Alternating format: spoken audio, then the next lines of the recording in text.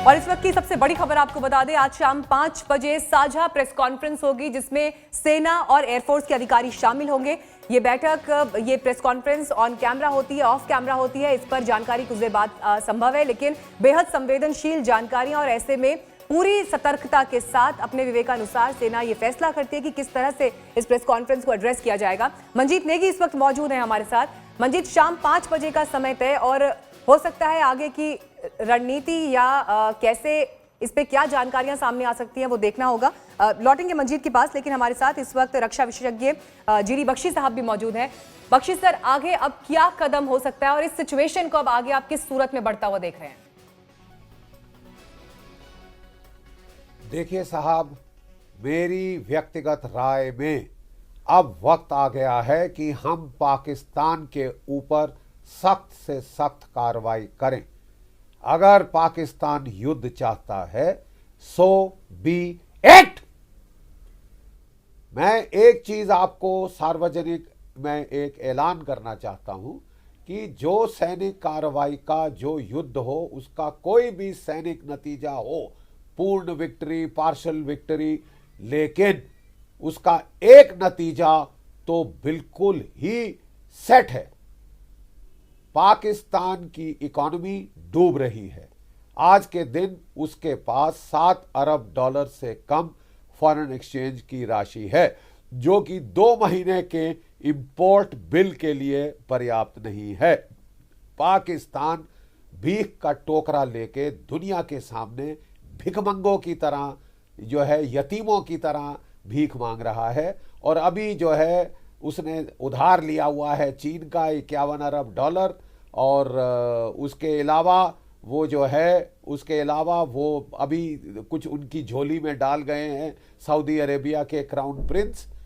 अगर युद्ध होता है उनकी इकॉनमी तबाह हो जाएगी। It will be flushed down the commode of history and I think we should try for it, go for it. और इससे बेहतर वक्त आपको नहीं मिलेगा। और पाकिस्तान की फौज और हवाई फौज ने आपको खुला छूट दी है, आपकी फौज के ऊपर स्ट्राइक करके, आपकी एयरफोर्स के ऊपर वार करके। और कल से साहब वो भंगड़ा बना रहे हैं कि हमारा एक मिग जहाज उन्होंने गिरा दिया। हमारे बड़े बहादुर मिग पायलट थे जो कि सेकंड जनरेशन 1960 की दशक के जहाज, जो कि 20 साल पहले रिटायर होने चाहिए थे, उसके साथ भी वो F-16 पे टूट पड़े। और बराबर क्या युद्ध रहा है, एक F-16 गिरा है तो हमने एक मिग बाइसन दिया है। अरे साहब, अभी तो हमारे फ्रंटलाइन फाइटर्स लड़ाई में पूर्ण रूप से आए नहीं है। तुमको इतना लड़ाई का शौक है, इतनी चुलबुली मच रही है ना पाकिस्तान में कि हमारा एक जहाज गिरा दिया। तुमको हम बताएंगे आगे क्या होता है। और मेरी सरकार से विनती है कि अब वो कमर कस लें और वो फैसला कर लें कि जो जहां तक पाकिस्तान को युद्ध चाहिए हम उसे देंगे, लेकिन आतंकवाद का दौर इसके आगे नहीं acceptable. It is not acceptable. 80,000 भारतीय जाने जा चुकी हैं। वो नाली के कीड़े नहीं, वो गली के कुत्ते नहीं।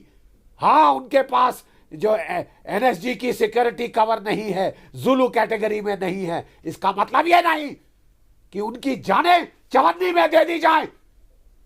It is not acceptable to the people of India. It should not be acceptable to the government of India. और हमें पूरी उम्मीद करते हैं अपनी सरकार से कि वो जनता के जन आक्रोश की भावनाओं को पूर्ण रूप से समझे। और हमको छोटा मोटा एक्शन अब नहीं चाहिए साहब। संजय अग्रवाल जी, देखिए जो यहाँ पे बख्शी सर भी कह रहे हैं कि वक्त ऐसा है कि कड़े से कड़े कदम उठाने के लिए हमें तैयार रहना होगा।